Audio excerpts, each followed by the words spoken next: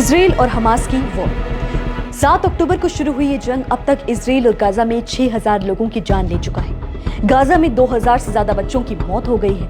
Hamas के पास 200 से ज्यादा इजरायली सिटीजन्स हॉस्टेज बने हुए हैं। लेकिन अब ये जंग और खतरनाक रूप ले चुकी है। ये बन चुका है एक केमिकल वॉरफेयर। केमिकल वॉरफेयर क्या होता है, इंसानों के लिए ये कितना खतरनाक है, इसे लेकर क्या कानून है, इजराइल और हमास के बीच इसकी शुरुआत कैसे हुई, जानेंगे ये सब इस वीडियो में। नमस्कार, मैं हूं दीपाली सिन्हा। हमास ने कहा है कि इजराइल ने पैलेस्टीनियंस पर फॉस्फोरस बॉम्ब का इस्तेमाल किया है। वहीं इजराइल का कहना है कि हमास साइनाइड का इस्तेमाल कर रहा है। व्हाइट फॉस्फोरस बॉम्ब क्या है?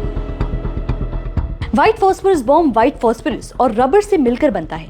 यह ऑक्सीजन के कांटेक्ट में आते ही आग पकड़ता है। इसकी खासियत यह है कि इसे पानी से भी नहीं बुझाया जा सकता।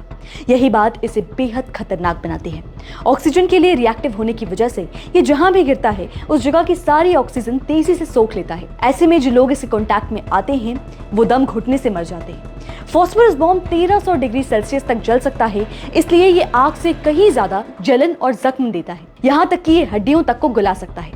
यानी इसके कांटेक्ट में आने पर इंसान जिंदा बच भी जाए तो भी किसी काम का नहीं रह पाता। वहीं इजराइल ने कहा है कि हमास आतंकियों की लाशों के पास से साइनाइड बनाने का सामान मिला है। साइनाइड क्या है?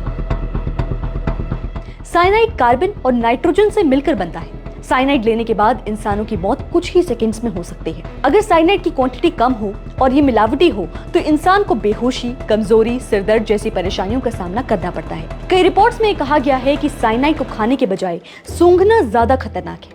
इसकी 3 mg प्रति लीटर की मात्रा इंसान को कुछ ही सेकंड्स में मार सकती है।